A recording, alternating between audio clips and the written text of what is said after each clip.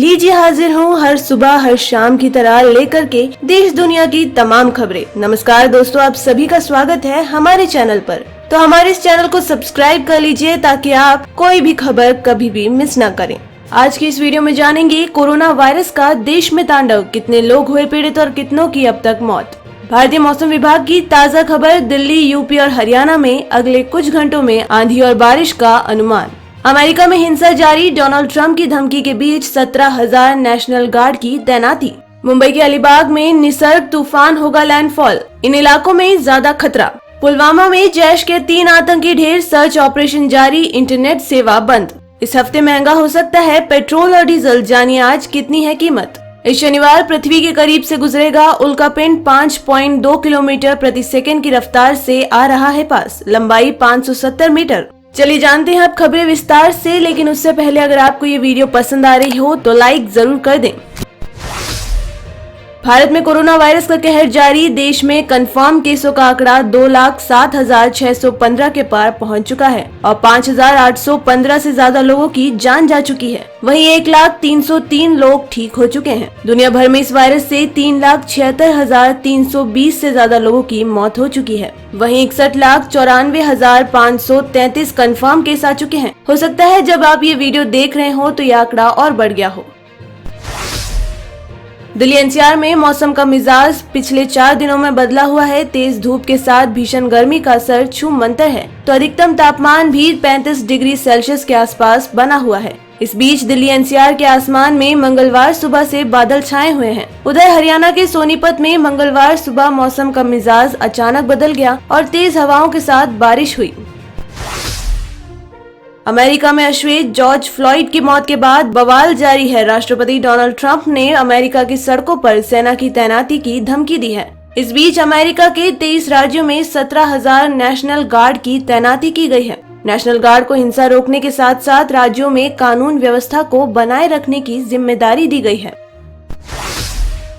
Corona virus संकट से जूझ रहे महाराष्ट्र के सामने आज एक और बड़ी चुनौती सामने खड़ी है। अरब सागर से उठा चक्रवात निसर्ग आज मुंबई और आसपास के इलाकों से टकरा सकता है। ऐसे में पूरे शहर में और खासकर समुद्री इलाकों के पास अलर्ट जारी किया गया है। बड़ी संख्या में लोगों को किनारे से हटाया गया है। लद्दाख में एलएसी पर भारत चीन के बीच तनातनी जारी है। नई सैटेलाइट इमेज आने के बाद एलएसी पर चीनी सैनिकों की बड़ी संख्या में घुसपैठ को लेकर अलग अलग दावे किए जा रहे हैं। एक तरफ कहा जा रहा है कि ताज़ा जारी सैटेलाइट इमेज में बहुत अधिक संख्या में चीनी सैनिकों के घुसपैठ के आसार कम दिख रहे हैं, लेकिन दूसरी तरफ कहा जा रहा है कि 5,000 से अधिक चीनी सैनिक वास्तविक नियंत्रण रेखा पर आ गए हैं। जम्मू कश्मीर में आतंकियों के खिलाफ सुरक्षा बलों का ऑपरेशन जारी है। बुधवार को पुलवामा में सुरक्षा बलों ने 3 आतंकियों को ढेर कर दिया है। कंगन गांव में छिपे होने की सूचना के बाद यह एनकाउंटर शुरू किया गया था। एहतियातन पुलवामा में इंटरनेट सेवा को बंद कर दिया गया है।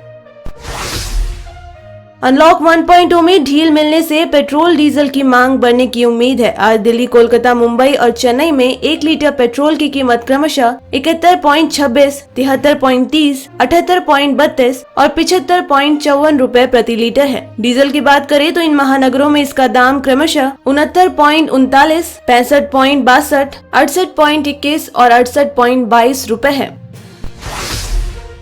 नासा इन दिनों एक ऐसी उल्का पिंड पर नजर रख रहा है जो तेजी से पृथ्वी की तरफ बढ़ता चला आ रहा है। इसका आकार काफी बड़ा है। बताया जा रहा है ये उल्का पिंड इस सप्ताह पृथ्वी की कक्षा के पास से गुजरेगा। इसकी लंबाई 250 मीटर और 570 मीटर के बीच हो सकती है। अनलॉक 1 में हरियाणा सरकार अपनी बस सेवाओं को विस्तार देने में जुट गई है। राज्य के भीतर कई जिलों में कुछ बसों को चलाने के बाद अब गांव के 200 से अधिक रूटों पर भी बसें चलेंगी। बसें शाम को जिस गांव में अपना आखिरी फेरा लगाएंगे उसी गांव में उन बसों का ठहराव होगा। कोरोना वायरस महामारी के बीच आज केंद्रीय कैबिनेट की बैठक होने जा रही है। मोदी सरकार 2.0 का 1 साल अभी कुछ दिन पहले ही पूरा हुआ है। ऐसे में केंद्र सरकार ने सोमवार को कैबिनेट की बैठक की। बैठक में सूक्ष्म, लघु और मध्यम उद्योगों और किसानों को कोरोना संकट में राहत देने के लिए कई ऐलान किए गए। पूरी दुनिया इंतजार कर रही है कोरोना वायरस की वैक्सीन तैयार होने का। दुनिया के किसी कोने से जल्द खुशखबरी आ सकती है। जी हां, भारत की 4 वैक्सीन भी शानदार साबित हुई हैं और एडवांस स्टेज में है। इसके अलावा अमेरिका और चीन की वैक्सीन भी प्रॉमिसिंग रिजल्ट दे रही है। चीन में कोरोना संक्रमण से संबंधित खुलासा करने वाली डॉक्टर्स की टीम में शामिल रहे छठे डॉक्टर हु विफेंग की भी कोरोना संक्रमण से मौत हो गई है। हु विफेंग चीन के वुहान सेंट्रल अस्पताल में बतौर यूरोलॉजिस्ट काम कर रहे थे और कोरोना के बारे में सबसे पहले चेतावनी देने वाले विस्लब्लोअर डॉक्टर ली वेंगलियांग की टीम का हिस्सा थे। कोरोना लॉकडाउन के कारण स्थगित हुई कॉलेजों और यूनिवर्सिटी की परीक्षाएं अब जुलाई के दूसरे सप्ताह में होगी। सीएम अशोक गहलोत ने उच्च शिक्षा विभाग की बैठक में ये फैसला लिया। टेक्निकल यूनिवर्सिटी और पॉलिटेक्निकल कॉलेजों की परीक्षाएं भी जुलाई के दूसरे सप्ताह में होंगी। अमेरिका के 40 राज्यों में जारी प्रदर्शन के बीच कोरोना संक्रमण के मामलों में भी फिर तेजी देखी जा रही है। मंगलवार को यहां संक्रमण के 21,800 नए केस सामने आए हैं, जिसके बाद कुल मामले बढ़कर अब 18,81,200 से भी ज्यादा हो गए हैं। बीते 24 घंटे में यहां संक्रमण से 1130 से ज्यादा लोगों ने जान गंवा दी।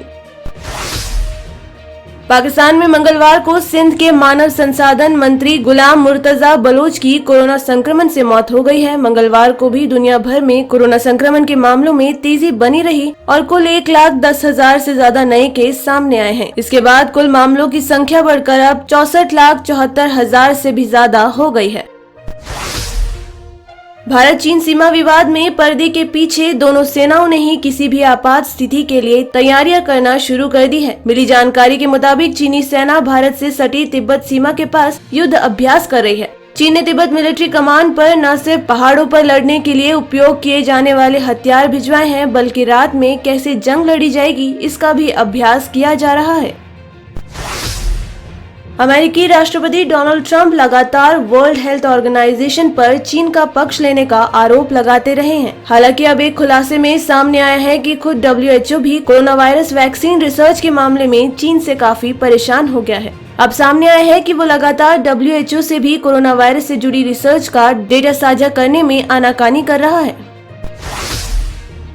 मध्य प्रदेश में एक 57 साल की शख्स की कुर्सी पर बैठे बैठे कुछ ही सेकंड में मौत हो गई। ये सारा वाकया वहां के दुकान में लगे एक CCTV में कैद हो गया। सीहोर के गांव बिल्किसगंज में कुर्सी पर बैठे बैठे व्यक्ति की सांसें रुक गई और उसकी मौत हो गई। 57 साल की जमुना प्रसाद के अंतिम समय का ये वाकया एक दूध कलेक्शन सेंटर पर लगे CCTV कैमरा में कैद हो गया।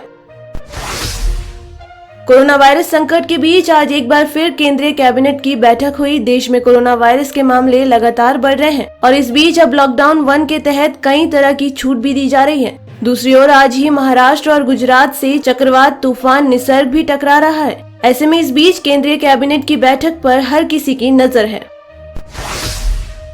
कोरोना वायरस से लड़ने में मदद के तौर पर अमेरिका ने कुछ दिन पहले भारत को वेंटिलेटर्स देने का ऐलान किया था। मंगलवार को अमेरिका के राष्ट्रपति डोनाल्ड ट्रंप ने प्रधानमंत्री नरेंद्र मोदी के साथ हुई बातचीत के दौरान बताया कि उनका देश भारत को मदद के तौर पर दिए गए 100 वेंटिलेटर्स की पहली खेप अगले हफ्ते भेजने के लिए तैयार है।